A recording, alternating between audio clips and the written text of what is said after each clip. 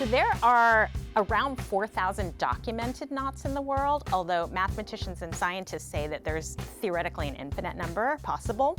But most of those thousands of knots that exist were invented by sailors. Bet you've seen them all, haven't you, Beanie? Just about. And so for me, what I feel I have to offer the world is to take these functional objects from history and bring the aesthetics to them. In the making of it, I show you how beautiful it is, and you notice the journey of the line.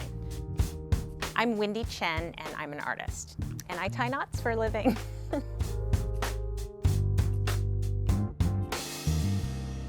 I've lived in San Francisco for 30 years, and I'm an artist, but I actually am on my third life.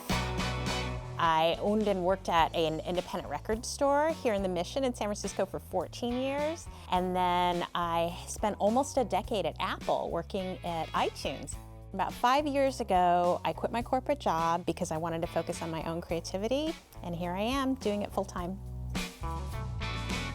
So the first thing I did when I quit my corporate job was I decided to go on an explorative journey because I knew that I wanted to make things with my hands, but I had no idea what the form was gonna be. So I took classes, and one of the classes I took was a refresher macrame class because my mom had taught me in the 70s when I was a kid. And within 5 minutes of the class, I was like, oh, I remember, I love this.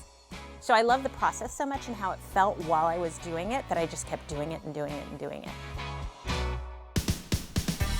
I got more interested in making one-off beautiful wall hangings and room-sized installations and knots that were each unique.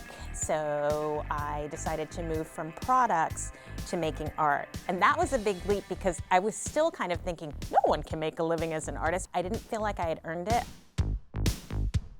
I think that I have a pretty audacious attitude when it comes to life, and part of that comes from feeling like an outsider my whole life. You know, I'm Chinese, brought up in the US, and in the military too, so I've always felt like a little bit of an outsider. What makes you the outsider? The outsider, the one nobody asks.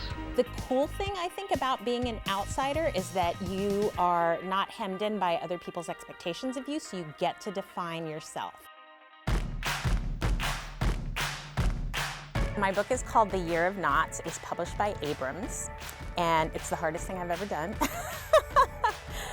The year 2016, where I taught myself one new knot every day of the calendar year, starting in January. After that was complete, I got a lot of press around it. People around the world had noticed it, and I had built up a really robust Instagram following. So this is the original Year of Knots. This is the project that I undertook to self-educate myself and to become fluent in the language of knots. At the end of the year, when I finished it and looked at it and realized it was a single work of art, that was when I really knew, oh, I'm an artist. I wrote the book for other women like me, and men, people like me who are itching to do something creative with their lives but aren't quite sure what that might look like. It's gotten to the point now where clients, interior designers, private collectors, architects will come to me and say, hey, we're in the planning stages for this space and we'd love to bring an element of what you do into it. Let's plan it together. If I'm making work that I'm happy with and that it gives me a sense of awe, then I've succeeded.